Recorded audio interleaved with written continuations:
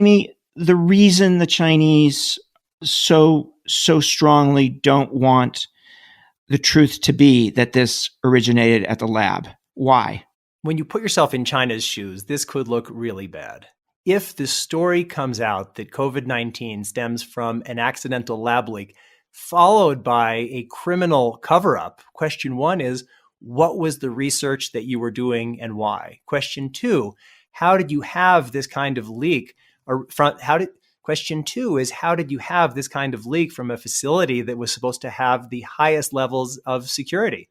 And question three is, knowing if they did that COVID-19 came from an accidental lab leak, how many people are now dead because of this potential cover-up? So the consequences of this are huge. Let's just say that it was proven without a doubt, and certainly we aren't at that level now, but let's just say that there's some smoking gun or whatever it is, some email that proves without a doubt that this was the result of an accidental lab leak, that the Chinese government knew it, that they had an active and engaged year-long cover-up.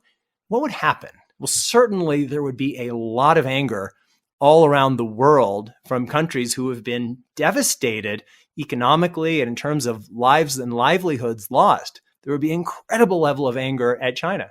Within the Chinese government, it would be a question whether Xi Jinping would even retain his authority because of the magnitude of what happened. The Chinese government has a long history of covering up really big things. When you go to Beijing and you see Mao Zedong's portrait in Tiananmen Square, people aren't talking about because they can't. 47 million people who died as a result of Mao's disastrous policies, primarily in the Great Leap Forward. When you hear all of this about Tibet and how basically the whole history of a people and a civilization is being erased, you realize that for the Chinese government, managing these kinds of narratives is core of what they do. And that's why we need to really ask some tough questions, because if the Chinese government internally wants to tell some kind of made-up story, that's up to them. But we in the international community